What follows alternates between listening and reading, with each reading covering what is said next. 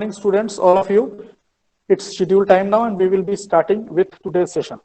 Well, today's session is a combination of three important topics at the same time, starting with meals, menu and menu planning. Food and beverages sector के अंदर ये तीनों topic का अपना बहुत ज्यादा importance है और हम लोग जब भी whether it be food production और whether it be food and beverage service, ये टॉपिक्स कॉमन टॉपिक्स हैं दोनों में, दोनों डिपार्टमेंट इंटर रिलेटेड डिपार्टमेंट है और इसके अंदर बहुत ही फूड प्रोडक्शन एंड एफ&बी सर्विस के बेस या main important factors in topics के थ्रू डील किया जाता है. So we will start with this session and the objective of doing this session is to, यहाँ पर जैसे आप स्क्रीन पे साफ लिखा हुआ देख सकते हो कि आफ्टर द सेशन, इस सेशन को अटेंड करने के साथ साथ करने के बाद किसी भी एक स्टूडेंट को या पार्टिसिपेंट को ये अंदाजा हो जाता है कि व्हाट इज एग्जैक्टली मेन्यू, और अगर मेन्यू से रिलेटेड एस्पेक्ट्स के बारे में हम लोग बात करते हैं, वो मेन्यू प्लानिंग का हो, मेन्यू डिजाइनिंग का हो, उसकी बेसिक्स में एक क्लैरिटी आ जाती है. यानी कि एक स्टूडेंट, एक होटल मैनेजमेंट का या एक कुलिनरी का स्टूडेंट अगर मेन्यू को डील कर रहा है तो इस पर्टिकुलर टॉपिक को डील करने के बाद, सुनने के बाद वो उसमें क्लैरिटी रहती है कि वो इसको कर पाए. We will go on with our first slide. As clearly mentioned here, what is menu? All of you know that menu is a list of food items which is offered for a meal along with the prices, whether it is set for an individual item or for the whole meal. And of course, taxes and other charges are applicable. हम सभी ये जानते हैं कि menu एक वैसा list है जिसमें किसी भी डिश का, फूड का, उसके दाम के साथ, प्राइस के साथ एक लिस्ट के तौर पे सिलसिलेवार ढंग से एक जगह पे मेंशन रहती है अलग अलग डिशेस की. वो इंडिविजुअली जो दाम है, जो प्राइस है, वो हर एक डिश का प्राइस भी वहां पर मेंशन रह सकता है. लाइक फॉर एग्जांपल, इस स्लाइड के फोटो में आप देख पा रहे हैं कि हमारे पास एक सैंपल मेन्यू कार्ड यहां पर दिख रहा है, where we have a menu card of a particular brand, जहां पर डिशेस प्राइस्ड हैं, इंडिविजुअली प्राइस्ड हैं. तो ये एक मेन्यू का एग्जांपल है. लेकिन जो प्राइसेस दिए रहते हैं मेन्यू कार्ड के अंदर, उसके अलावे जो टैक्सेस एप्लीकेबल रहते हैं वो भी चार्ज किया जाता है. यही फाइनल प्राइस नहीं होता, इसके ऊपर जो गवर्नमेंट के टैक्सेस रहते हैं वो ऐड करके फाइनल बिल बनता है. We will move forward. If anybody has any confusion, either you can ask there, small confusions of course, क्योंकि डील करेंगे हम लोग लास्ट में आपके मेजर क्वेश्चंस. आप क्वेश्चंस नोट डाउन भी करके रख सकते हैं लास्ट के लिए. The word menu has a history behind it. ये मेनू वर्ड जो हम लोग सुनते हैं या बोलते हैं या लिखते हैं, इसके साथ एक छोटी सी हिस्ट्री या छोटी सी कहानी जुड़ी हुई है. Way back to 1541. उस समय पे कहा जाता है कि यूरोपियन कंट्रीज में जो फूड एंड फूड से रिलेटेड हिस्ट्री के बैकग्राउंड में हम लोग अगर जाते हैं तो वी सी कि पार्टीज देने का राजा महाराजा के समय पर कैसल्स में, उनके फैमिली गेट टुगेदर्स में पार्टीज देने का, सेलिब्रेशंस करने का एक रिवाज था, प्रैक्टिस थी.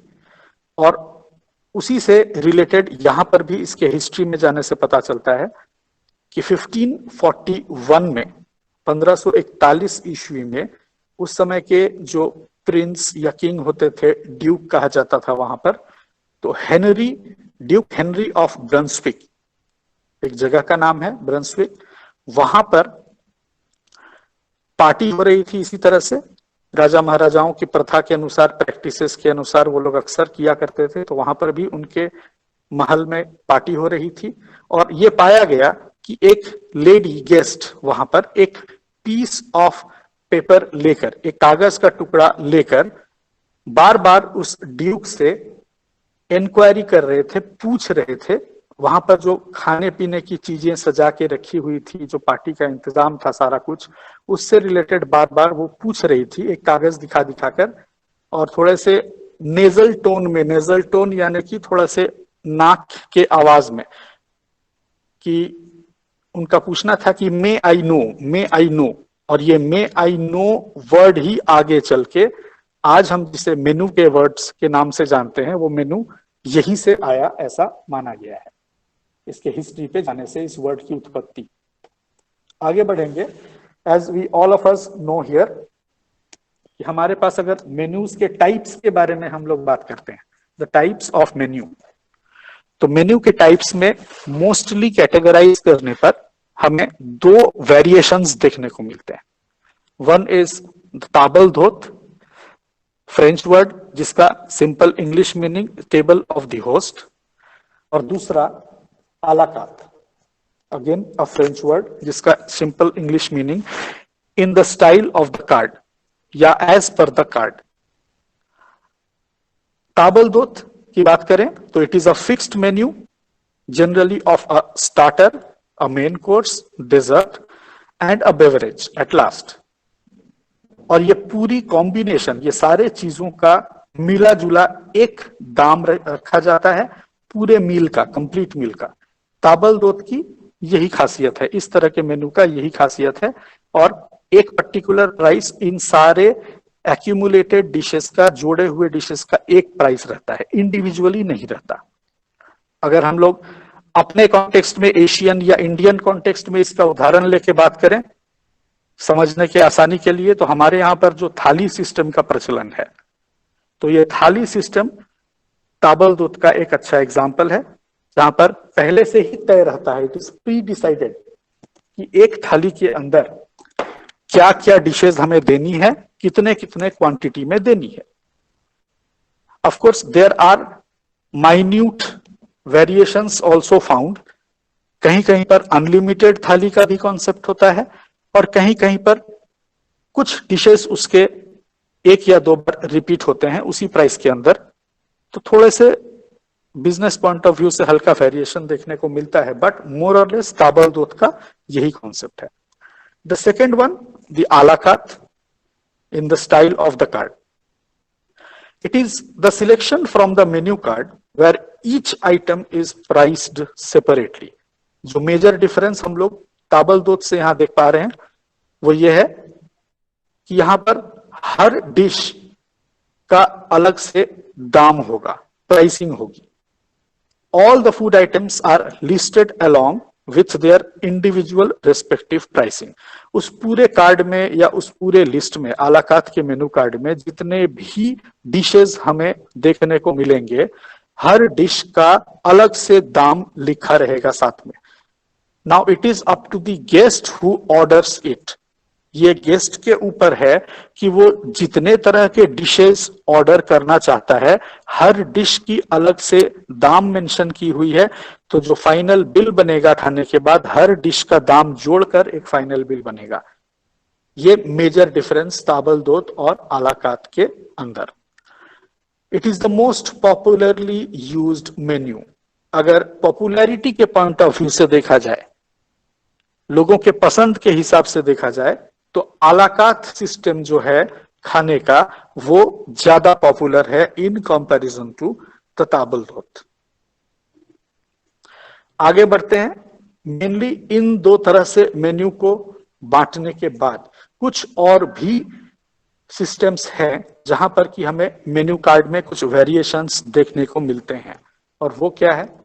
नेक्स्ट इज कार्ड द जोर, मतलब मेन्यू फॉर द डे, और दूसरा इज प्लाट द जोर, यानी कि डिश ऑफ द डे या शेफ्स स्पेशल भी बोला जाता है। दोनों तरह से लोग इसको समझते हैं, पहचानते हैं। Now if we go to carte du jour, menu for the day, What is it? It is a menu card having a list of dishes planned for a particular day with total pricing of the menu. यानी कि कादोजोर जो मेनू का तरीका है या menu card है, इसमें एक डिश का लिस्ट हमें मिलता है जो कि किसी एक खास समय, किसी एक खास इवेंट, किसी एक खास दिन के लिए तैयार की गई है और वो मेनू कार्ड को उस तरीके से टोटल प्राइसिंग भी की गई है। ये हमेशा के लिए, सारा महीना या सारा साल ये सेम टू सेम ऐसा ही चलेगा? It is not like that. एक दिन, खास दिन या अ पर्टिकुलर डे के पॉइंट ऑफ व्यू से ये तैयार होता है। Whereas if we see the next one, that is plat du jour, that is dish of the day या शेफ्स स्पेशल के नाम से भी हमें समझ में आता है। इसमें कोई एक खास पर्टिकुलर डिश को लेके उसके इंपॉर्टेंस को ग्लोरीफाई किया जाता है, उसके बारे में बात होती है। पूरे मेनू कार्ड की बात नहीं होती, इसमें किसी एक खास डिश के बारे में बात होती है। बट देन ऑल्सो ये भी एक फूड को प्रोमोट करने का, फूड के बारे में बात करने का, उसके इंपॉर्टेंस को क्रिएट करके शो करने का तरीका है, इसीलिए यहां पर इसका भी मेंशन हो रहा है। What is it? It is a special dish prepared by the chef for a particular day which is quite expensive. ये प्लाट दो जोर या डिश ऑफ द डे या शेफ स्पेशल जिस नाम से हम जानते हैं, इसके बारे में कुछ खास बातें हैं जो हम लोग यहाँ पर देख पा रहे हैं कि ये एक पर्टिकुलर, पहली बात तो ये कि ये एक पर्टिकुलर डिश के हिसाब से इसको प्रेजेंट किया जाता है या बात होती है।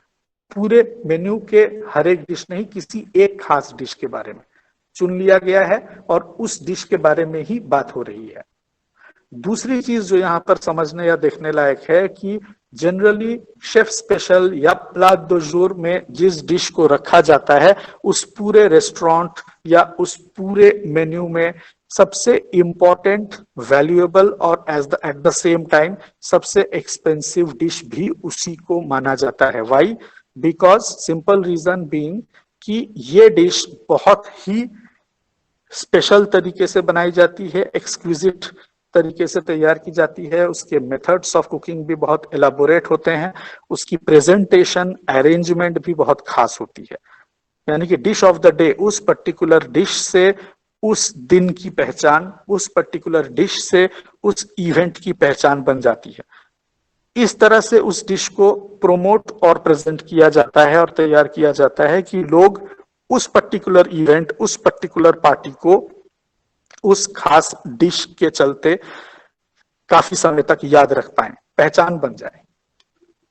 Apart from this, menu cards के या टाइप्स ऑफ मेन्यू के इन 4 तरीकों के अलावे जो और भी वैरायटी मेन्यू का या मेन्यू कार्ड का हम लोगों को देखने को मिलता है, those are cyclic menu and buffet menu. अब साइक्लिक मेनू क्या है? It is the series of menu for a particular time where each day menu is different। नाम से ही समझ में आ रहा है कुछ कुछ कि साइक्लिक यानी कि बार बार गोल, साइकिल है, साइकिल का पहिया गोल होता है, कुछ कुछ उससे वर्ड के कॉन्सेप्ट से लिया गया है।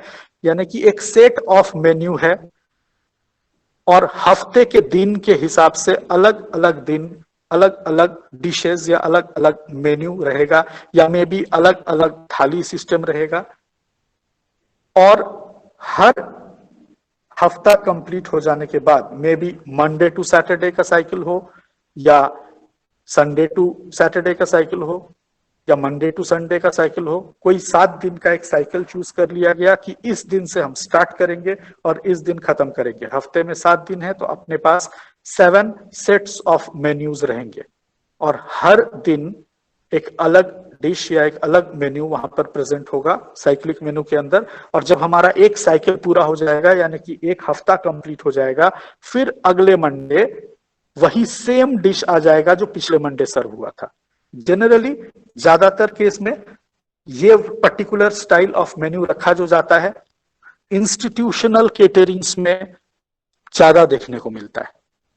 किसी स्कूल या कॉलेज के कैफेटेरिया या कैंटीन में, हॉस्टल फूड में मे बी किसी ऑफिशियल कैंटीन, इंडस्ट्रियल कैंटीन में भी अगर होता है, वहां पर भी साइक्लिक मेनू देखने को मिलता है।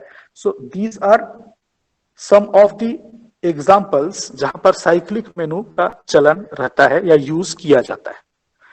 नाउ उस पर्टिकुलर पॉइंट ऑफ व्यू से उसकी जरूरत है, वो अच्छा है, but of course there are some limitations with it also, वो हम लोग आगे बात करेंगे, देखेंगे।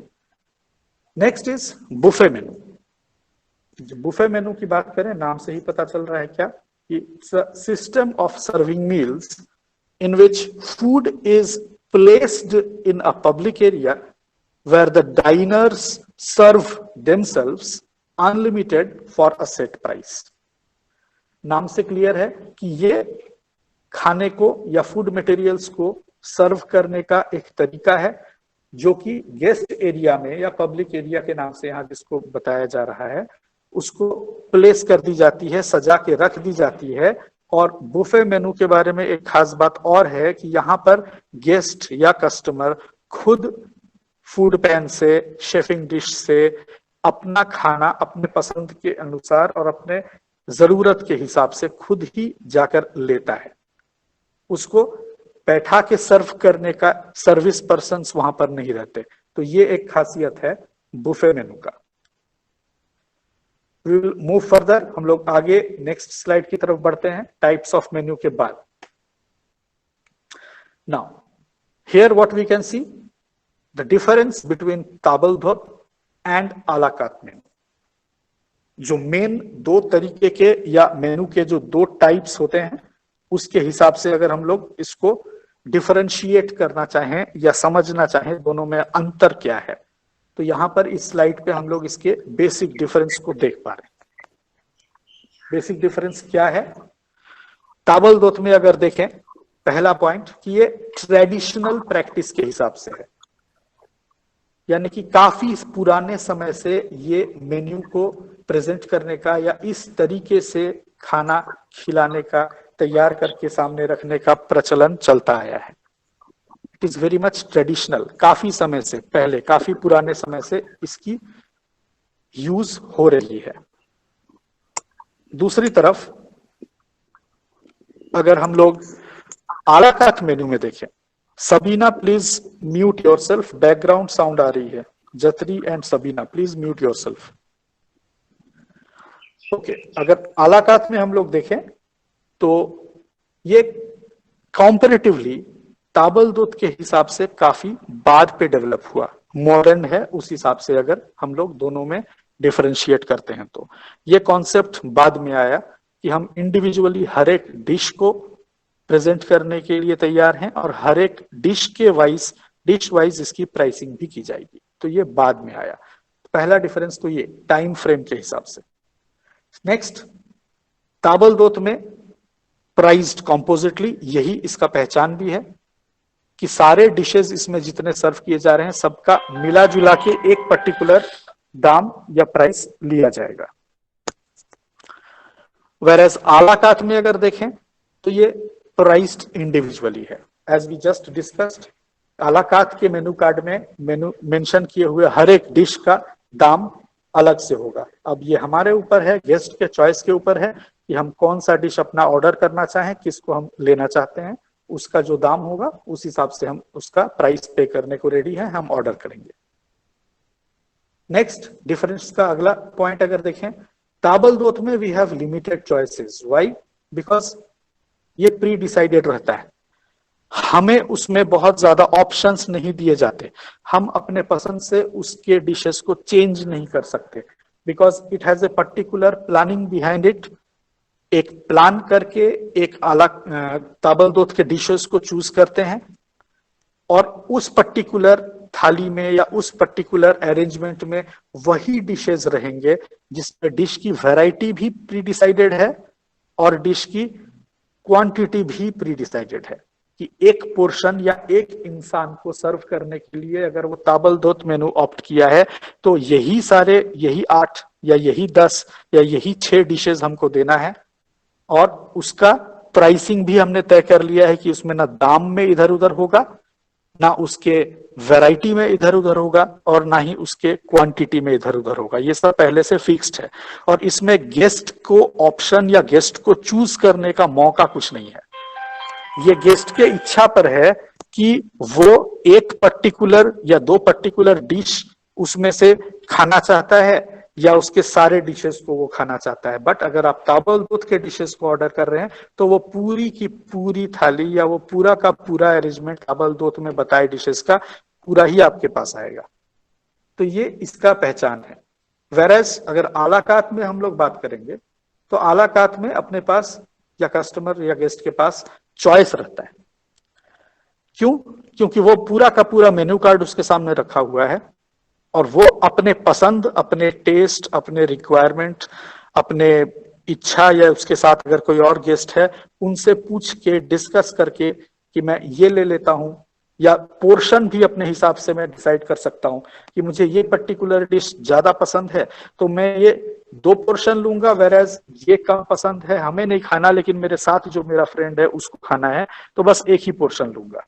तो इसमें ऑप्शंस ज्यादा हैं, चॉइसेस ज्यादा हैं एंड डिसीजन मेकिंग इसमें आसान होती है बिकॉज गेस्ट खुद तय करता है, डिसाइड करता है मेरे पसंद मेरे जरूरत के हिसाब से हम चेंज कर सकते हैं क्या चाहिए और क्या नहीं चाहिए उस पर पूरे मेनू कार्ड से।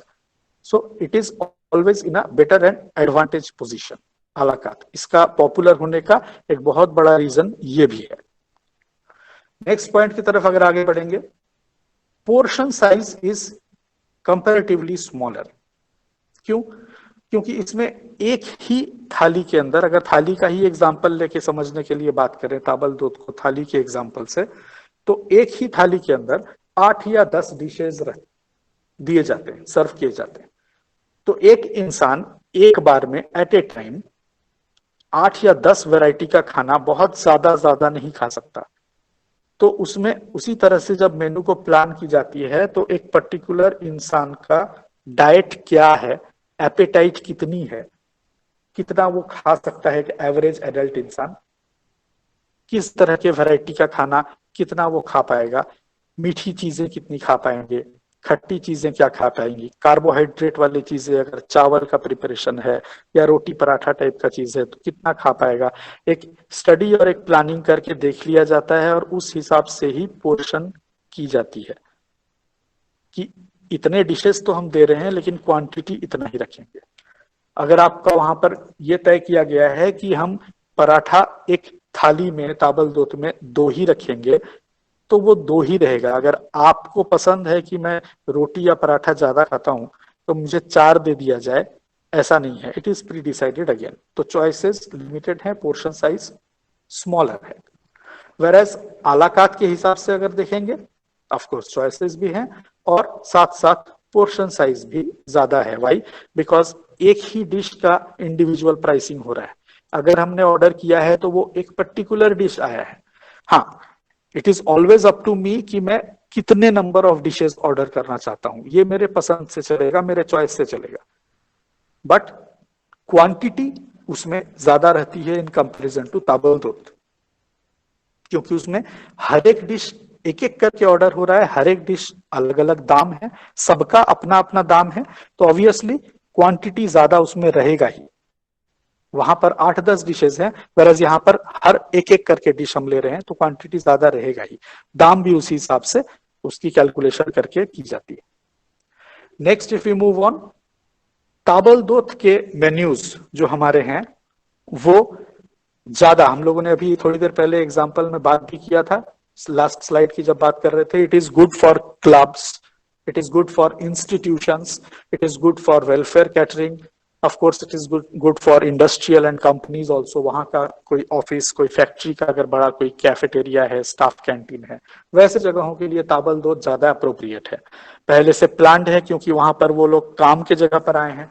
अगर वो इंस्टीट्यूट या कॉलेज या स्कूल के स्टूडेंट्स का कैंटीन है, मेस है, आप लोगों भी अपने मेस में खाते हैं जब आप कॉलेज में रहते हैं, तो एक पर्टिकुलर टाइम टेबल, एक साइकिल मेनू का फॉलो किया जाता है। साइक्लिक मेनू का सबसे अच्छा एग्जांपल जो आप खुद देखते हो अपने ऊपर, वो आपके मेस में एक पर्टिकुलर दिन एक पर्टिकुलर ब्रेकफास्ट ही रहता है, एक पर्टिकुलर दिन वही लंच मिलेगा, वही डिनर मिलेगा, वो फिक्स्ड है, प्री प्लान्ड है, उसमें चेंजेस नहीं होने हैं। सो ताबलदोत फॉर्मेट इस तरह के जगहों के लिए ज्यादा अप्रोप्रिएट माना गया है। Whereas if we talk of a la carte, a la carte ज्यादा पॉपुलर, ज्यादा फेमस है रेस्टोरेंट्स, होटल्स और any other commercial establishments, business establishments. Why? Because a la carte के मेन्यूज में जो जिस तरह के डिशेस तैयार किए जाते हैं और रखे जाते हैं वो ज्यादा लीजर एक्टिविटीज, एंजॉयमेंट, कोई स्पेशल इवेंट में हम अगर जा रहे हैं, कुछ सेलिब्रेट करने जा रहे हैं, तो हम रेस्टोरेंट्स, होटल्स या कमर्शियल एस्टेब्लिशमेंट्स या कमर्शियल किचन्स या किसी दूसरे टेक अवे काउंटर्स जैसे जगहों पर हम जाते हैं।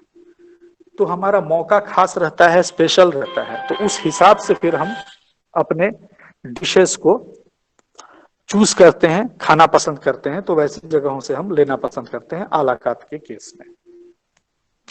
Next if you move on, table d'hote में देखें अगर, तो it caters to a large number of people in limited time.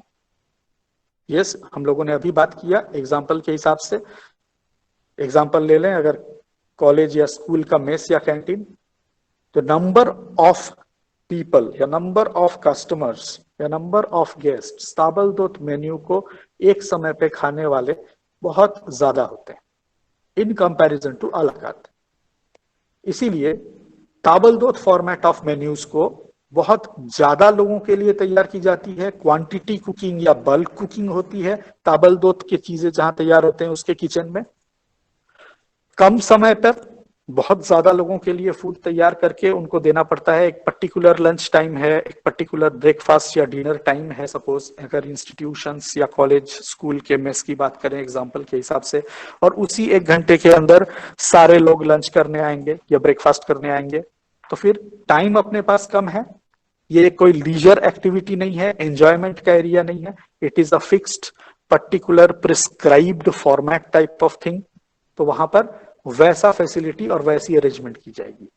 Whereas if we talk of a la carte format, वहां पर it is catered to a limited people. Of course yes, अगर एक restaurant का ही उदाहरण ले लें, एक मेस में जितने लोग एक बार में खाते हैं, एक रेस्टोरेंट में उतने लोग एक बार में नहीं खाते, बिकॉज उसके रिक्वायरमेंट्स अलग हैं। एक मेस में एक फिक्स्ड फॉर्मेट है, लिमिटेड चॉइस है, उतने पहले से डिसाइडेड है कि मेरे पास कितने स्टूडेंट हैं, मेरे ऑफिस में कितने स्टाफ हैं, वो ये लंच करने आने वाले हैं, हम नंबर्स जानते हैं। और अपने पास स्टॉक या अपने पास वैरायटी भी लिमिटेड है कि इतने ही तरह के डिशेस को डाल के हमको देना है, हमारे गेस्ट या कस्टमर्स उसको खाएंगे। वेराज अगर रेस्टोरेंट्स और होटल्स के नेचर के हिसाब से बात करें, वहां पर मेनू कार्ड में वैरायटी ज्यादा मिलती है, वहां पर मल्टी क्विजीन भी मिलता है। हमारे ताबलदोत के खाने में it is very rare, very very rare कि मल्टी क्विजीन वाले डिशेस मिले। कोई एक पर्टिकुलर क्विजीन का फूड एक समय पे एक ताबलदोत अरेंजमेंट में ज्यादा देखने को मिलता है, वेरएज आलाकात में एक ही मेनू कार्ड में मल्टी क्विजीन रेस्टोरेंट का वो मेनू कार्ड हो सकता है, तो 2, 3, 4 अलग अलग क्विजीन के डिशेस उस मेनू कार्ड में हो सकते हैं। तो वैरायटी पूरा है, क्विजीन वाइज उसमें वैरायटी मिलेगा, डिश वाइज वैरायटी मिलेगा, तो ऑप्शंस बहुत सारे हैं। और ऑप्शंस के साथ साथ वहां पर अदर फैक्टर्स भी काम करते हैं। क्या? कि नेचर क्या है, एक रेस्टोरेंट या होटल में आने वाले कस्टमर या गेस्ट का नेचर क्या होगा, उसकी प्रायोरिटीज क्या होगी। वो वहां पर डेली एक्टिविटी के लिए नहीं आता। कोई एक रेस्टोरेंट में महीने के 30 दिन रेस्टोरेंट में खाना खाने नहीं जाता, महीने के 25 दिन नहीं जाता, बट एक स्कूल का या कॉलेज का स्टूडेंट या एक कंपनी में ऑफिस में काम करने वाला, फैक्ट्री में काम करने वाला एम्प्लॉय, हर दिन उसको जाना है, हर दिन लंच करना है, तो उसकी रिक्वायरमेंट अलग है। रेस्टोरेंट होटल्स में आए हुए इंसान की रिक्वायरमेंट अलग है। इसीलिए लिमिटेड लोग आते हैं आलाकात अरेंजमेंट में खाने के लिए in compare to table d'hote, but variety ज्यादा रहती है ताकि वो चूज कर पाए। तो जब वैरायटी ज्यादा है तो क्वांटिटी अपने आप थोड़ा सा तो घटेगा, लोगों की क्वांटिटी भी घटेगी इस हिसाब से in comparison to table d'hote. Next we move on table d'hote के अगले डिफरेंशिएटिंग पॉइंट में कि वहां पर स्पेस के हिसाब से, जगह के हिसाब से अगर बात करें, less space, less equipment and comparatively less skilled people की रिक्वायरमेंट होती है। क्यों? रीजन बीइंग, वहां पर ऑप्शंस या चॉइसेस फूड के लिमिटेड हैं, इसीलिए उन लिमिटेड चॉइस ऑफ डिशेस को बनाने के लिए जगह भी या अलग अलग तरह के किचन इक्विपमेंट्स, अलग अलग तरह के यूटेंसिल्स की वैरायटी भी कम रहती है। डिशेस की वैरायटी कम है, इसलिए उसको बनाने के इक्विपमेंट्स के वैरायटी भी लिमिटेड होंगे। साइज बड़ा हो सकता है, quantity cooking, bulk cooking, equipment का साइज बड़ा हो सकता है, बट टाइप ऑफ इक्विपमेंट्स कम रहते हैं इन comparison to a la cart kitchens. और स्किल फैक्टर भी एक इंपॉर्टेंट चीज है, क्योंकि ताबलदोत अरेंजमेंट में अपने पास ऑप्शंस लिमिटेड हैं, मल्टी क्विजिन का ज्यादातर केस में स्कोप लगभग ना के बराबर रहता है, तो फिर वहां पर जिन लोगों की जरूरत पड़ती है काम को करने के लिए, वो भी अगर थोड़े कम स्किल्ड या लिमिटेड स्किल्ड वाले लोग भी अगर रहें तो वहां का काम हो सकता है। Whereas आला कार्ट अरेंजमेंट जहां जहां होती है, फॉर एग्जाम्पल रेस्टोरेंट्स, होटल्स और अदर कमर्शियल फूड आउटलेट्स, वहां पर मल्टी क्विजीन एक बड़ा फैक्टर है, वैरायटी एक बड़ा फैक्टर है, तो वहां के स्टाफ या मैन पावर में स्किल फैक्टर भी ताबलदोत से कहीं बेटर या मल्टी स्किल्ड लोगों की जरूरत पड़ेगी। वेरएज स्पेस, इक्विपमेंट भी कंपैरेटिवली ताबलदोत के किचन से बेटर रहेगा, क्योंकि अपने डिशेस में मेन्यू कार्ड में अगर ऑप्शन ज्यादा है तो उन डिशेस को बनाने के लिए इक्विपमेंट में भी ज्यादा इक्विपमेंट का जरूरत पड़ेगा, type of equipment. Varieties of dishes, multi cuisine dishes अगर मेरे पास आला कार्ट में है तो मल्टी क्विजीन के डिशेस को बनाने के लिए वैसे kitchen equipment as well as वैसे किचन यूटेंसिल्स की भी जरूरत पड़ेगी। तो ये सारे फैक्टर्स को दिमाग में रखते हुए ये अरेंजमेंट किया जाता है। Last but not the least, life cycle of table d'hote is less and it is cyclic in nature. Menu का टाइम पीरियड है, लाइफ है, हम लोग shelf life of different ingredients या प्रोडक्ट्स की बात करते हैं, उसी तरह से अगर life cycle of a table d'hote menu की बात करें, पहली बात तो ये कि वो साइक्लिक इन नेचर होगा और उसकी लाइफ साइकिल लिमिटेड या कम होगी इन comparison to a la cart. Why? Because of course उसमें अगर ऑप्शन कम है एंड वो पर्टिकुलर रिक्वायरमेंट बेस्ड है। फॉर एग्जांपल अगर हम लोग एक इंस्टीट्यूशन कैटरिंग की बात करें, तो एक इंस्टीट्यूट, वो इंस्टीट्यूट है, कॉलेज है या स्कूल है, सेशन बेस्ड चलता है। उसका मेन काम कि एक सेशन, एक सेमेस्टर इतने दिन का है, उसमें रिक्वायरमेंट हमारी इतनी है, तो फिर उस हिसाब से प्लान आउट होगा। उसमें बहुत बड़ा लॉन्ग टर्म प्लानिंग के साथ उसका काम शुरू नहीं किया जाता, क्योंकि हमें पहले से पता है कि महीने के लगभग दूसरे हफ्ते, इस महीने के दूसरे या अगले महीने के तीसरे हफ्ते में ये सेशन शुरू होने वाला है और उसके बाद वो इतने दिनों में खत्म भी हो जाएगा। तो इट इज लाइक दैट। इसीलिए life cycle of the menu mentioned in table d'hote arrangement वो कम होती है in comparison to a la carte. Whereas a la carte में जो हमारा लाइफ साइकिल है वो ऑब्जर्व किया गया है, मिनिमम 6 मंथ्स तो जरूर देखने को मिलता है। अगर मेन्यू आला कार्ट में किसी रेस्टोरेंट का चेंज भी करना है, ऑफ कोर्स वहां भी चेंज होता है, तो एटलीस्ट 6 मंथ्स की प्लानिंग के साथ। तो कंपैरेटिवली ताबलदोत के हिसाब से अगर देखें, आला कार्ट में मेन्यू का लाइफ साइकिल, उसकी प्लानिंग, मेन्यू प्लानिंग, ये सब थोड़े लंबे समय को दिमाग में रख के किया जाता है। वाई? बिकॉज हमें कमर्शियल, एक बिजनेस ओरिएंटेड एस्टेब्लिशमेंट या किचन या रेस्टोरेंट की तैयारी के हिसाब से इसको किए हैं। और अगर कोई बिजनेस खोल रहा है तो वो सिर्फ 6 महीने, 1 साल, 3 महीने के लिए नहीं खोलता, वो लॉन्ग टर्म सोच के अपना बिजनेस शुरू करता है, उसकी प्लानिंग करता है, उससे प्लानिंग से रिलेटेड अरेंजमेंट करता है, तो सब कुछ लॉन्ग टर्म सोच के करता है। तो उसकी menu related activities, menu planning related activities, cooking related activities, उसके लिए कैसे स्टाफ हमें रिक्रूट करने हैं, वैसे एक्टिविटीज सब उसी प्लानिंग के तहत चलेगा। तो it has to be like that. Okay, so these are the main differentiating factors between a ताबलदोत and a la carte type of menu. So we move forward now, और दो अलग अलग मेन्यू कार्ड के samples भी यहाँ पर दो variety के दिखाए गए हैं इस स्लाइड के अंदर, ताबलदोत का as well as a la carte का। Next point we move here is the types of meals. कितने अलग अलग तरह का खाना एक इंसान पूरे 24 घंटे के अंदर खाता है। We have discussed it earlier also अपने क्लासेस में, यहां पर फिर से उसकी बात एक फाइनल रिवीजन के हिसाब से यहाँ पर हम लोग डिस्कस कर रहे हैं। Of course we start with breakfast, that is the first and the most important meal of for a person, any person. The word breakfast means to break the fast. Word से ही पता चलता है कि हम अपने फास्ट को break कर रहे हैं। कौन सा फास्ट? एक दिन पहले, एक रात पहले जो हमने लास्ट डिनर किया था, उसके बाद कम से कम 8 से 10 घंटे का गैपिंग मिला है, उसके बाद हम अगले दिन सुबह फिर ब्रेकफास्ट कर रहे हैं। तो एक लंबा इंतजार, एक लंबा गैप, उस फास्ट को, उस गैप को हम ब्रेक कर रहे हैं नेक्स्ट डे के ब्रेकफास्ट के साथ। तो नाम से ही उसका मतलब भी क्लियर है, to break the fast after a long time. इस पर्टिकुलर मील में जो बहुत इंपॉर्टेंट फैक्टर है, that is of course the nutritional aspect. Nutritional experts have said breakfast as the most important meal of the day. Why? Because all of us know, कई बार कई समय पर बातचीत हुई है, आपने सुना है कि ब्रेकफास्ट हमारे पूरे दिन की शुरुआत करता है, हमारे लिए सबसे इंपॉर्टेंट खाना है।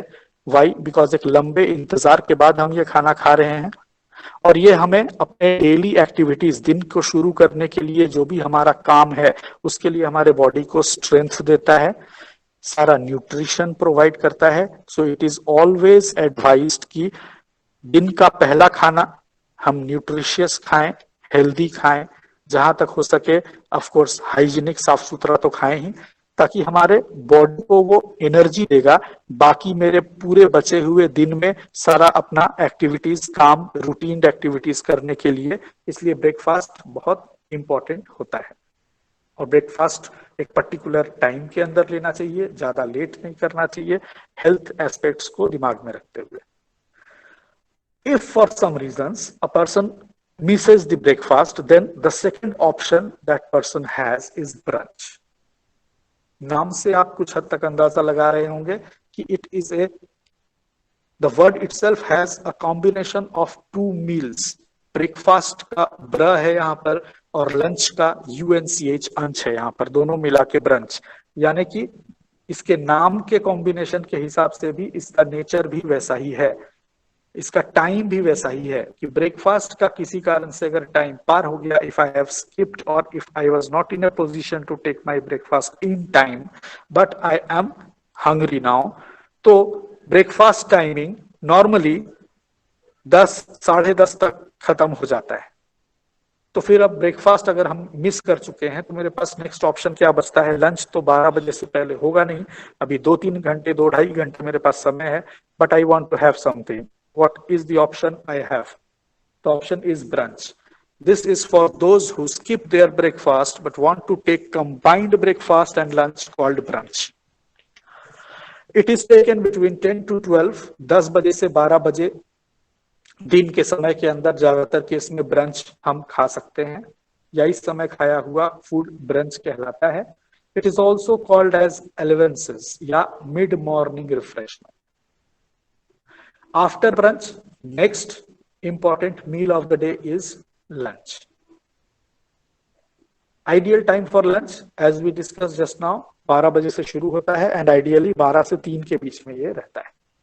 Menu is similar to dinner menu, more और लेस डिनर के आसपास वाले डिशेस ही इसमें भी रहते हैं, but there are some slight differences but not identical. Example, एकदम सेम टू सेम डिनर में सर्व होने वाले डिशेस ही लंच में भी नहीं रहते, उसमें भी थोड़ी सी चेंज हमें देखने को मिलती है। So Sadaf is telling that voice is not clear. Am I audible? लोगों को क्या आप सुन पा रहे हैं या वॉइस का ज्यादा दिक्कत है सभी को? No sir, it is clear. You are audible, sir. Fine, thank you Sadaf. So you need to shift somewhere कि जहां पर बेटर नेटवर्क आपको मिले। Fine. So yes, there are some minor differences in terms of serving the dishes या choice of the dishes, जो कि lunch और dinner time में थोड़ा सा अलग होगा। लाइक फॉर एग्जांपल, यहाँ पर हम लोग एक एग्जांपल देख पा रहे हैं कि appetiser preferred is soup, whereas fish is preferred to heavy roast or braised items, less of accompaniments. ये लंच की कुछ इंपॉर्टेंट फैक्टर्स हैं जो माइंड में प्लानिंग करते समय, लंच का मेन्यू प्लान करते समय एक शेफ को दिमाग में रखना चाहिए। कि अगर हम लंच का मेन्यू प्लान कर रहे हैं उसमें किन बातों का ध्यान रखेंगे तो it is better. Why likewise यहाँ पर और एक पॉइंट दिया जा रहा है कि rice preparations are avoided as it welcomes drowsiness. एक जनरल साइकोलॉजिकल भी और एक जनरल ऑब्जर्वेशन ये हुआ है लोगों का कि राइस कंज्यूम करने से उसके कुछ समय बाद, लंच टाइम के बाद, थोड़ी ड्राउजीनेस या आलसी वाली फीलिंग आती है, कुछ कुछ नींद जैसा आता है। और ये आप लोगों को भी हम लोगों ने कई बार क्लास में ऑब्जर्व भी किया है आफ्टर लंच टाइम, अगर आप याद करो। यही चीज है, इसीलिए राइस प्रिपरेशंस को कुछ शेफ्स अपने मेनू प्लानिंग के कॉन्सेप्ट में थोड़ा सा अवॉइड भी करना चाहते हैं कि कम रखें राइस से रिलेटेड प्रिपरेशंस या डिशेस। क्या खासकर ये ऑफिस गोइंग या इंस्टीट्यूट गोइंग स्टूडेंट्स को दिमाग में रख के ये चीज प्लानिंग के हिसाब से किया गया। ऑफ कोर्स इन चीजों के साथ एक मीठा, एक sweet, and to complete the meal एक चाय, ये रखा जाता है लंच के समय पे चॉइस ऑफ डिशेस। अगर आगे बढ़े next, the next food timing after lunch time is over, we have high tea. It is an elaborate snacks display with plenty of sweets like cookies, tea, pastries, savory, which can be served to them as well as who skipped their lunch. ये varieties of snacks, savory items, cookies, pastries, चाय या coffee के साथ हम इस तरह की चीजें दे सकते हैं। उन लोगों के लिए भी ये हेल्पफुल होता है जो किसी रीजन से अगर लंच नहीं कर पाए हैं, स्किप कर गए हैं।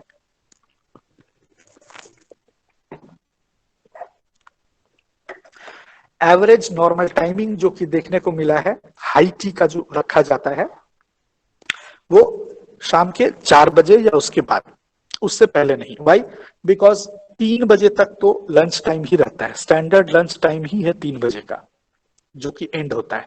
कभी कभार अगर 3 से वो 3:30 तक एक्सटेंड कर गया फॉर एग्जाम्पल, तो इसीलिए अगर हाई टी का टाइमिंग चूज किया जाता है it is always after 4 PM only, क्योंकि लंच के बाद थोड़ा सा गैप भी होना चाहिए गेस्ट या कस्टमर के लिए भी, एज वेल एज किचन को भी नेक्स्ट काम को करवाने के लिए, क्लीनिंग एंड नेक्स्ट शिफ्ट और ये सारा चीज, रेस्टोरेंट को भी तैयार करना, रिफिलिंग, ये सारा चीज को दिमाग में रखते हुए ये टाइम गैप उसमें रखना जरूरी है।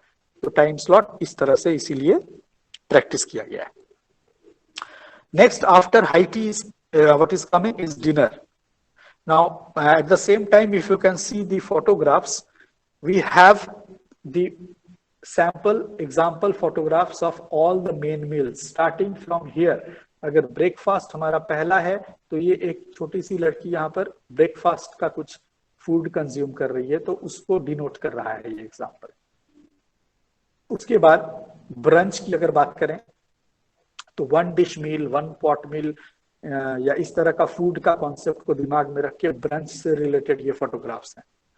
Next if we move on, lunch की हम लोग बात कर रहे थे, यहाँ पर एक स्टैंडर्ड इंडियन लंच थाली का फोटो दिया गया है। इससे हमेशा तो इतनी बड़ी थाली शायद नहीं मिलती, बट कोई स्पेशल ओकेजन की ये थाली है, लंच थाली है, उसको ये डिनोट कर रहा है। After lunch the next photograph we move on here.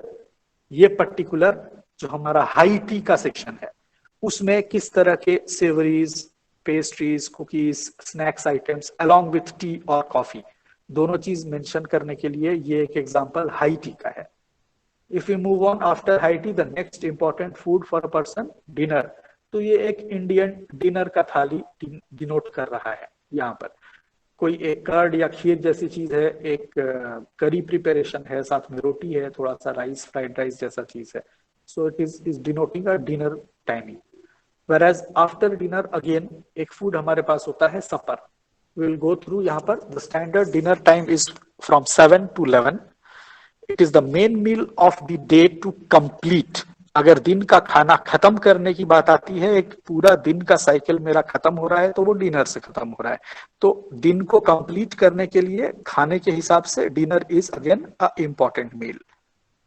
So it is enjoyed at leisure because there is no rush for office or business. At the same time, बहुत बार होता है office going persons, school college going young boys and girls, घर से breakfast जल्दी जल्दी करके निकलते हैं क्योंकि उनको काम पे जाने की, कॉलेज जाने की, स्कूल जाने की हड़बड़ी रहती है। वेरएज डिनर का अगर बात करें तो डिनर में हड़बड़ी नहीं रहता। तो डिनर पूरी फैमिली के साथ लोग घर के कंफर्ट में बैठ के एक साथ थोड़ा सा आराम करके भी खा सकते हैं, क्योंकि ऐसा नहीं है कि डिनर खा के फिर कहीं दौड़ना है। तो it is the difference between a breakfast and a dinner. पूरी फैमिली टाइम एक साथ मिलकर वो क्वालिटी टाइम स्पेंड करते हैं, डिनर टेबल पर भी एक साथ खाते हैं। So it is a good way of spending time with the family as well dinner time में। डिनर के बाद एक और फूड आता है, नॉट वेरी पॉपुलर, बट जो लोग ये स्टैंडर्ड डिनर टाइम में अगर खाना नहीं खाए या किसी कारण से मिस कर गए, लेट हुआ घर पे वापस आने में, तो उस समय लेट नाइट में अगर कोई हम फूड कंज्यूम करेंगे तो उस फूड को हम सपर में रखते हैं। सपर which can be served to those who miss their dinner or those who take early dinner. It's light soft meal before bedtime. कुछ कुछ ब्रांच में कुछ जैसे वन पॉट मील या वन डिश फूड मील टाइप की बात थी।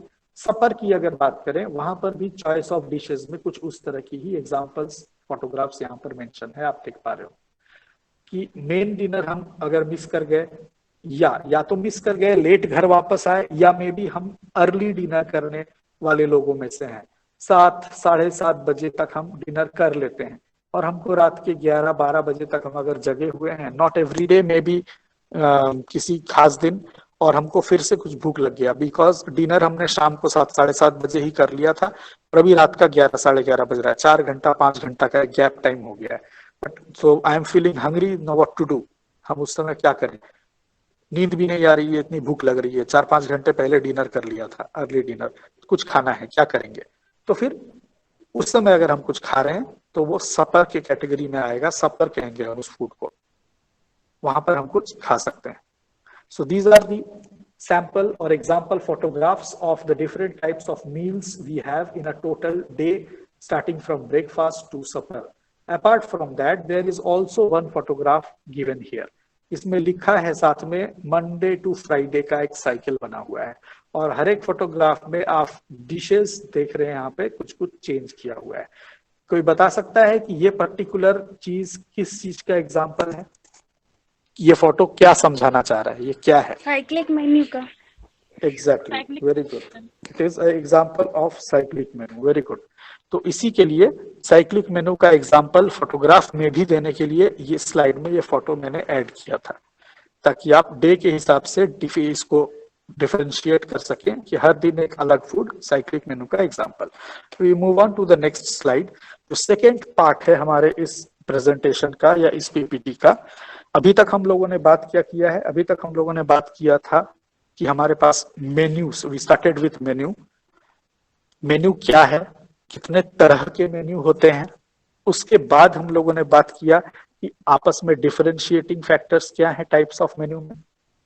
Next we moved on to the meal section. हम लोगों ने जब ये स्लाइड शुरू किया था तो हमारे पास 3 मेजर टॉपिक्स थे इस स्लाइड के अंदर। We had meals, we had menu, and at the last we had menu planning. तो अभी तक हम लोगों ने बात जो किया, मेन्यू का बात किया, उसके बाद हम लोग मील्स पर आए, और अभी जो third, one of the most important topic of any kitchen person and any F&B person at the same time, that is menu planning. अगर एक मेन्यू को प्लान करना है तो किन बातों का ध्यान हमें रखना चाहिए? Now being a culinary student, it is very very much important कि आप इसके वैल्यू और इसके इंपॉर्टेंस को यहाँ पर समझ सको कि why menu planning is done and why menu planning is very much important.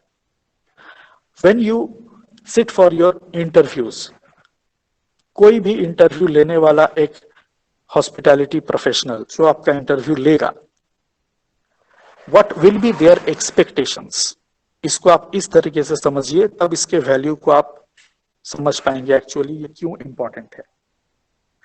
आप अपने आप को क्या क्लेम कर रहे हैं, या आपको रिक्रूटर्स के सामने, जॉब देने वाले लोगों के सामने किस हिसाब से आपके बारे में बात की जा रही है कि in ITI Kaushal Culinary College Ranchi we have students who have learned and they know the different basic things related to cooking, culinary. उन लोगों ने क्या किया है, उन लोगों ने इतने समय तक थियोरी क्लासेस की है जिसमें ये टॉपिक्स डील की गई हैं।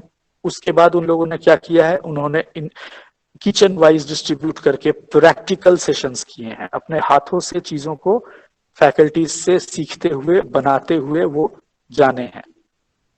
बट ये एक एस्पेक्ट है। इसके साथ इसका दूसरा एस्पेक्ट अगर देखें, उसका दूसरा एस्पेक्ट ये कहता है कि apart from just cooking you should be a planner also, and that will be a deciding factor for between a cook and a chef. हम लोग कई बार पहले भी बात कर चुके हैं कि एक कुक बहुत अच्छा खाना बनाता है, बहुत अच्छा खाना सजाता है, बहुत अच्छा खाना को प्रेजेंट करता है, गार्निश करता है, रखता है सामने रेडी करके। But a chef also knows all these things. जो शेफ है वो भी ये सारा कुछ करता है, जानता है, लेकिन शेफ इसके अलावे भी कुछ बातों को करता है जिसके लिए ही उसको शेफ कहा जाता है, and that is the planning, that is the decision making, that is forecasting. Forecasting यानी कि पूर्वानुमान, आज बैठ के 3 महीने बाद क्या हो सकती है उसकी एक आइडिया क्लियर करना, पूर्वानुमान लगाना, और उस पूर्वानुमान के आधार पर फिर प्लानिंग करना। ये सारे कुछ ऐसे फैक्टर्स या क्वालिटीज हैं जो कि एक कुक और एक शेफ में डिफरेंशिएट करेगा। मेन्यू प्लानिंग उसमें से एक फैक्टर है। बहुत अच्छा, बहुत टेस्टी, बहुत देखने में सुंदर खाना आप बना पा रहे हो, that is very good, it is a very appreciating factor. आपको आपके बारे में अच्छी बात करने की, आपकी तारीफ करने की ये एक बहुत अच्छी बात है। But at the letter period of times, जब आप इस फील्ड में एक्सपीरियंस्ड हो जाते हैं, आगे जाते हैं, तब आपके अंदर सिर्फ और सिर्फ अच्छा कुकिंग करने वाला इंसान होना ही काफी नहीं है। आपको एक अच्छा कुकिंग करने वाले इंसान के साथ साथ एक अच्छे प्लानिंग और डिसीजन मेकिंग करने वाला इंसान भी होना उतना ही जरूरी है, और मेन्यू प्लानिंग उसी के लिए है। इसके बाद बाकी बचे स्लाइड्स पर हम लोग जा रहे हैं, बट इसके इंपॉर्टेंस को आपको समझना बहुत जरूरी है। यहाँ पर मैं एक और बात भी करना चाहूंगा, आगे के 3, 4, 5 जो स्लाइड्स पे हम लोग बात करेंगे इसके बाद वहां पर आपको कुछ चीजें याद करवाना चाहूंगा। जब आपका कोर्स शुरू हो रहा था, मैंने कई बार क्लास में डिस्कस किया था, या कोर्स हार्डली 1 या 2 महीने शायद बीता होगा, बहुत ज्यादा समय नहीं बीता था। उसी समय से मैं एक चीज बार बार बोलना शुरू किया था कि आपको कोर्स वाइज डिशेस का लिस्ट बनाना शुरू कर देना है, और वो डिश है क्या, ज्यादा नहीं, सिर्फ एक लाइन उस डिश के बारे में रेडी करना शुरू करिए, जानिए। गूगल का भी हेल्प ले सकते हैं आप इसमें, और आप अगर डिशेस के नाम के साथ हमारे साथ आते हैं, हमारे सामने आते हैं, तो वो डिश क्या है उसका एक लाइन का आंसर भी हम लोग डिस्कस करके फाइनल कर सकते हैं, क्यों बोला गया था। अब ये जो मेन्यू प्लानिंग वाला टॉपिक आया, इसी को दिमाग में रख के उस समय मैंने ये काम आपको करने के लिए बोला था, क्योंकि जब बात आएगी मेन्यू प्लान करने का, और ये एक बहुत common but very important question है for any kitchen person, interview में भी, एग्जाम में भी। कोई भी इंसान जो आपको रखना चाहेगा अपने यहाँ जॉब पर, वो आपसे ये उम्मीद करेगा कि इसको अलग अलग डिशेस की कितनी जानकारी है, क्विजीन के हिसाब से भी, कोर्सेज के हिसाब से भी, कि अलग अलग कोर्स में। और मैं आप याद करके देखो, मैं बार बार इसीलिए बोलता था कि बेटा 10 चिकन प्रिपरेशन, 10 सूप का नाम, veg soup, non veg soup, 10 Indian bread का नाम, 10 राइस प्रिपरेशन, 10 बिरयानी प्रिपरेशन। मैं कभी बोला हूं ये सब चीज या नहीं बोला हूं, ऐसे ही बोल रहा हूँ? यस सर, बोले। Yes sir. ये आज का ये समय दिमाग में रख के ही मैं एकदम शुरुआत में बोला था। फिर भी अभी भी देर नहीं हुई है, अभी भी आपके पास महीना 1.5 महीना का समय है। अगर आपने इससे पहले अभी तक नहीं काम ये किया है, अभी भी आपके पास मौका है, कुछ बिगड़ा नहीं है, अभी भी है कि आप ये काम कर लीजिए। कोर्स वाइज की starter, for example Indian cuisine का ही हम आपके साथ क्लास लेते आए हैं, तो उसी का एग्जाम्पल पे बात कर रहे हैं, दोबारा याद दिला रहे हैं कि क्यों इंपॉर्टेंट है। जब तुम्हारे डिक्शनरी में, दिमाग के डिक्शनरी में अलग अलग डिशेस का नाम रहेगा, तब तो मेनू प्लान करके बताओगे। अगर तुम्हारे दिमाग में अलग अलग डिशेस का नाम ही नहीं है, तो उस मेनू प्लानिंग में कौन से फूड को डालना है ताकि एक मेनू बन जाए, कैसे बनाओगे? अगर एनी टाइम तुम्हारे दिमाग में 10 तरह का सूप, 10 तरह का स्टार्टर, 10 तरह का राइस प्रिपरेशन, 10 तरह का चिकन का मेन कोर्स, 10 तरह का मटन का मेन कोर्स, फिश का मेन कोर्स, एग प्रिपरेशन, ये सब नहीं है।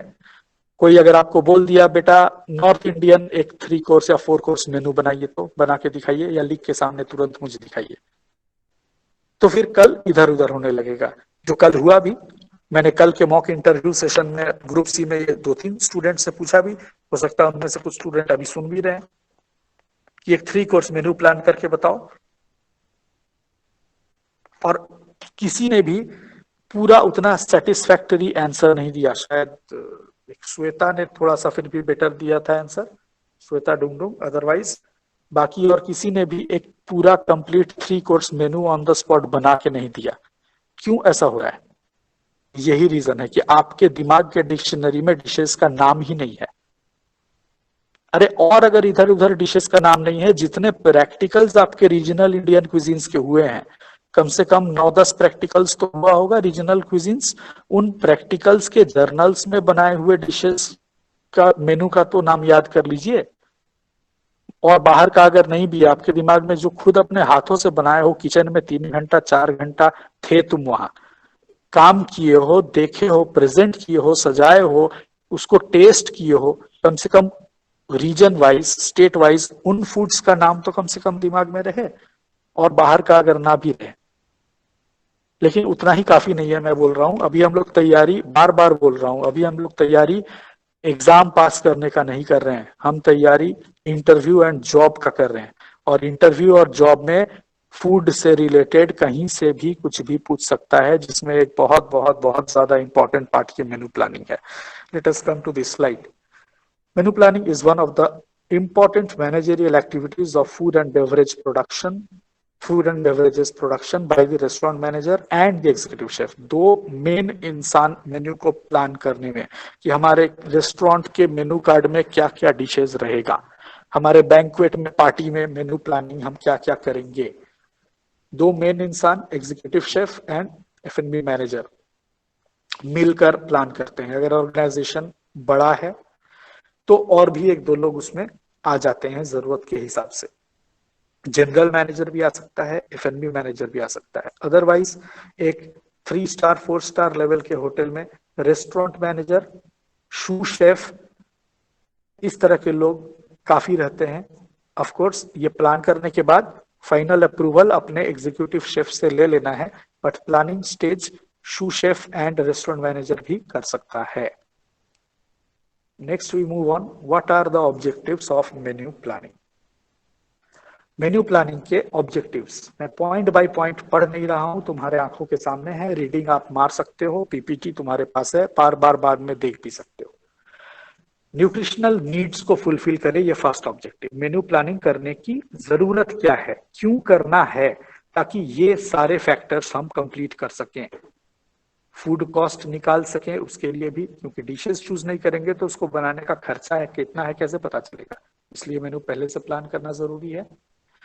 Simplify purchase, preparation and storage, सामानों की खरीदारी, उसको बनाने का तरीका और उसको संभाल के रखने का तरीका क्या होगा, कैसा मेनू बनेगा, उसमें क्या सामान आएगा। अगर मेनू के प्लान नहीं होगा तो कौन सा सामान स्टोर में रखना है, उसको रखने की इंतजाम क्या होने चाहिए, डीप फ्रिज कितना चाहिए, रैक कितना चाहिए, कैसे पता चलेगा, इसलिए जरूरी है। Provide attractive and appetising meals, menu plan करना इसलिए जरूरी है ताकि हमारा जो फाइनल फूड बन के तैयार हो वो अट्रैक्टिव हो, देखने में आई अपीलिंग हो और हर तरह से वो पसंद किया जाए। इसके लिए जरूरी है सेव टाइम एंड मनी। पहले से प्लानिंग करके रखेंगे तो हमारा टाइम बचेगा, पैसा बचेगा, लास्ट मिनट की हड़बड़ी।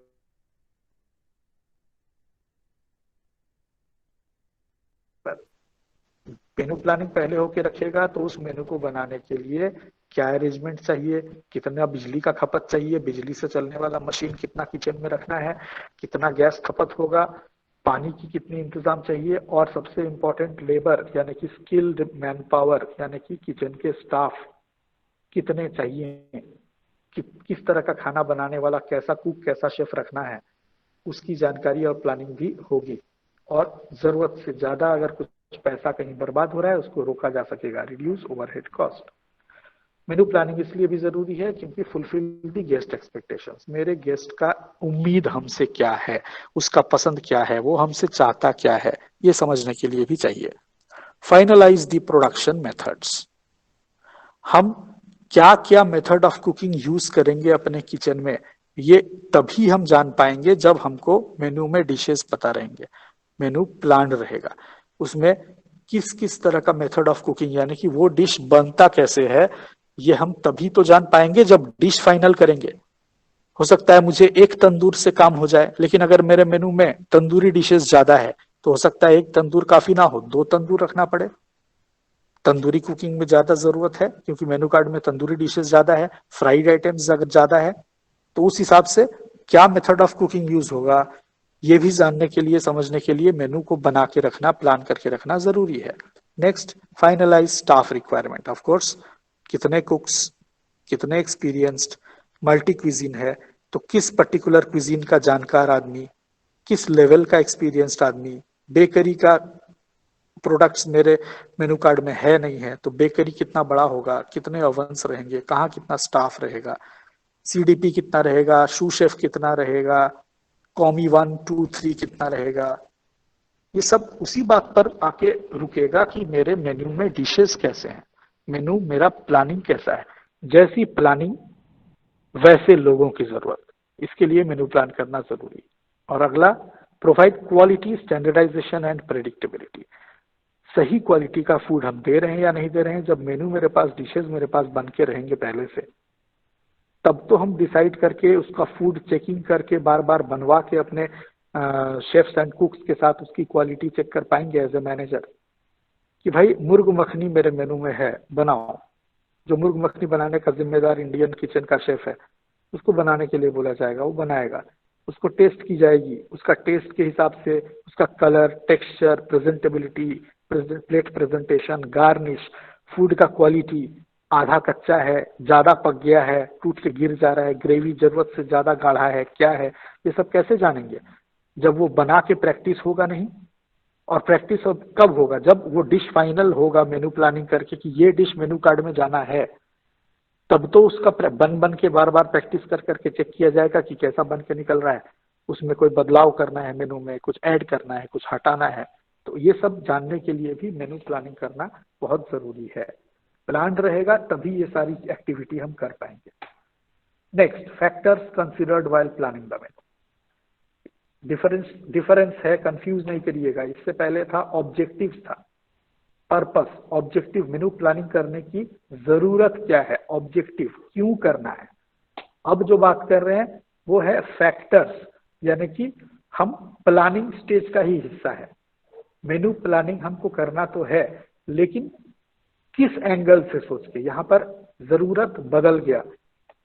ऑब्जेक्टिव में जरूरत कुछ और थी, यहाँ पर जरूरत था कि भाई फूड कैसा रहेगा, उस फूड को बनाने के लिए उस फूड से संबंधित इंतजाम क्या करना है, उस लिहाज से ऑब्जेक्टिव था।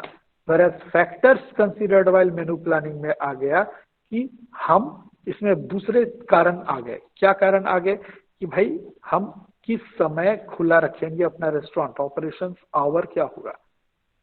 क्या हम एक ऐसा रेस्टोरेंट या एक ऐसा फूड आउटलेट रखना चाह रहे हैं जो सिर्फ ब्रेकफास्ट टाइम में खुलेगा, तो फिर ब्रेकफास्ट टाइम में अगर खुलेगा तो मेरे मेनू के प्लानिंग में, मेनू का चॉइस में डिशेस वैसा रहेगा, उसमें लंच वाले आइटम रखना ही नहीं है। तो लंच वाला आइटम रखना ही नहीं है तो बड़ा बड़ा उस तरह का लंच का चूल्हा या बड़ा ग्रेवी बनाने वाला कढ़ाई रखने की जरूरत ही नहीं है। तो ये अब उस एंगल से प्लानिंग करने की बात हो रही है। यहाँ पर भी मेनू प्लानिंग का जरूरत है, लेकिन कारण बदल गया है। क्यों जरूरत है, मैं बार बार बोल रहा हूं ताकि कंफ्यूज ना करें आप। यहाँ पर पर्पस के हिसाब से जरूरी है मेनू प्लानिंग, वेरएज यहाँ पर फैक्टर, कारण बदल गया, समय के हिसाब से, ऑपरेशन आवर, उस लिहाज से मेनू प्लानिंग करना जरूरी है। व्हाट टू सर्व, हम कैसा फूड, कौन सा क्विजीन का फूड रखेंगे, उस लिहाज से मेनू प्लानिंग करना जरूरी है।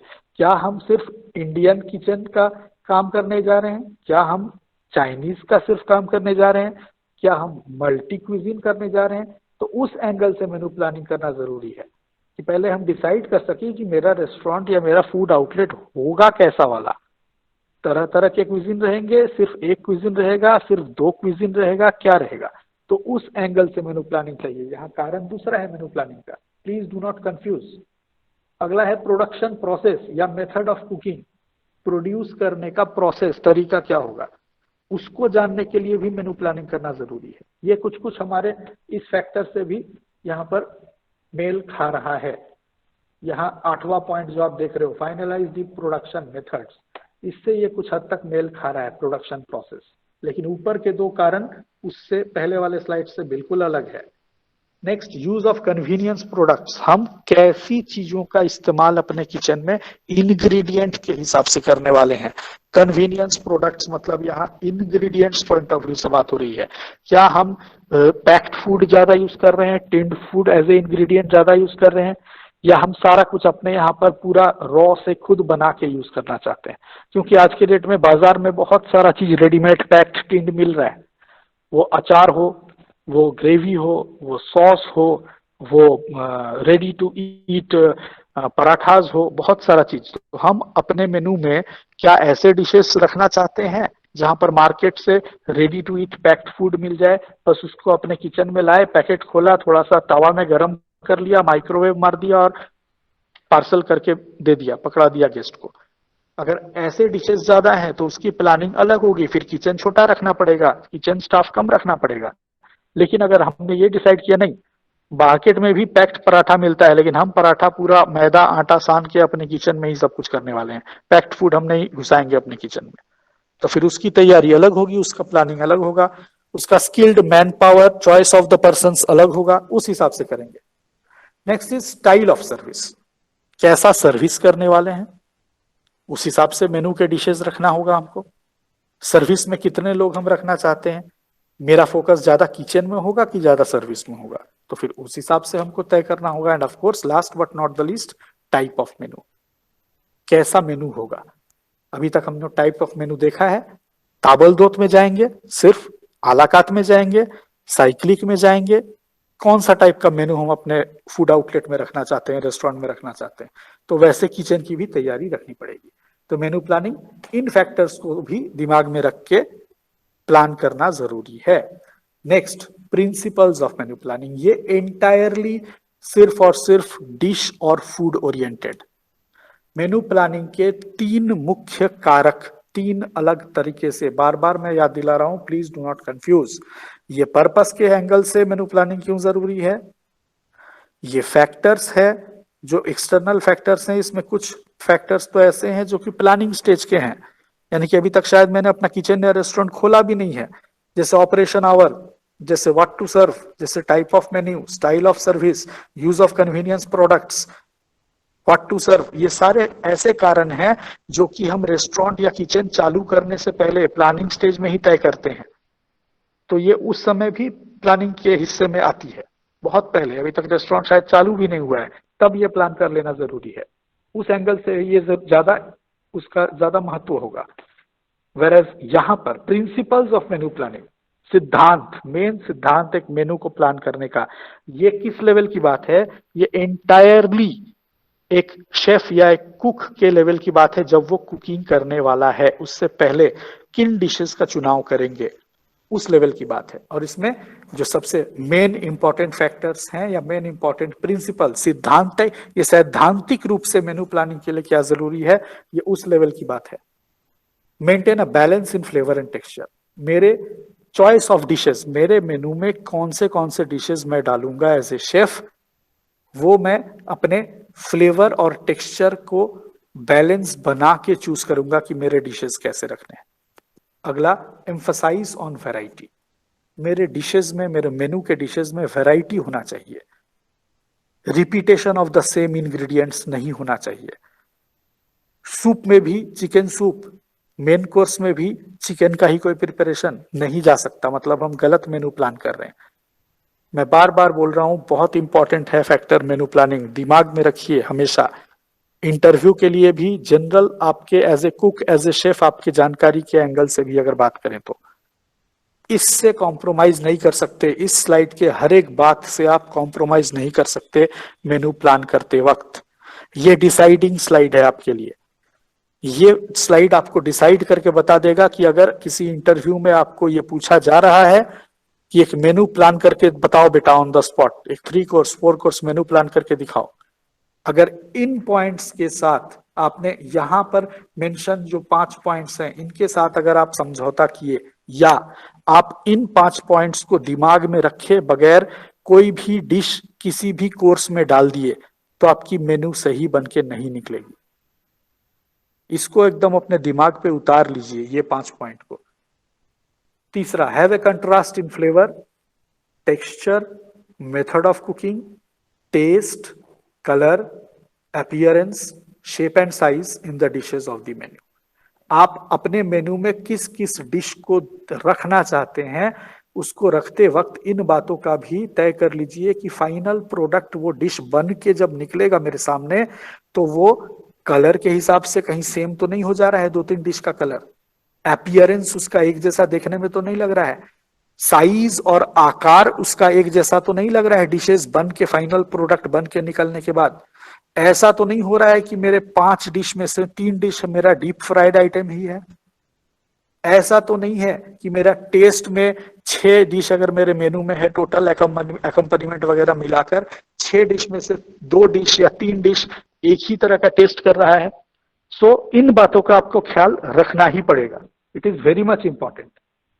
And next, last but not the least, selection, presentation and I appeal. आप कैसे चुनाव करते हो, आप कैसे सजाते हो अपने डिश को, वो देखने में आई अपीलिंग होना चाहिए।